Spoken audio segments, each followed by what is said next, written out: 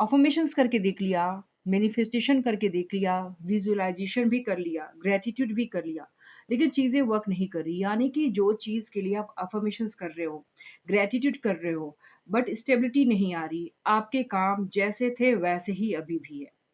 थोड़ी देर रुक जाओ, वेट करो, ये वीडियो को सुन लो।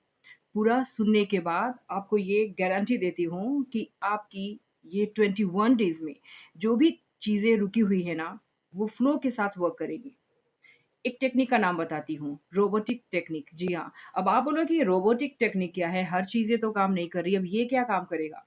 ये कोई नई टेक्निक नहीं है। हम एक्चुअली जब सुबह सवेरे उठते हैं तो किस मोड में होते हैं? ऑटो पायलट मोड में होते हैं ना?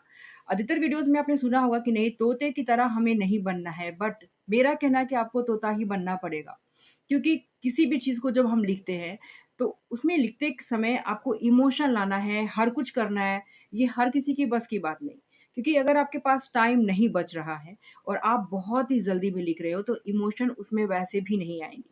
तो ज़रूरी नहीं है कि हर चीज़ को आप लिखो, उसे आप माइंड में भी रख सकते हो। हमेशा आपको दिमाग में रखना है और रिपीट करते रहना है जस्ट लाइक अ तोता। पैरट की तरह ही आपको रटना है।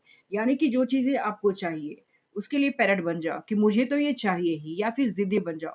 जिस तरह से एक रोबो काम करने लगता है ना, उसी तरह से आपका सबकॉन्शियस माइंड काम करने लगेगा। जिस तरह से आप चाहोगे वैसे ही रिज़ल्ट आपको ये देगा। क्योंकि हम कॉन्शियसली काम नहीं करते इसमें। रोबोटिक मोड में कोई इमोशंस नहीं होती, किसी भी तरह की फीलिंग्स नहीं होती। ये एक रोबो जैसे रोबो में किसी तरह की फीलिंग्स नहीं होती, ठीक ये वही टेक्निक्स है।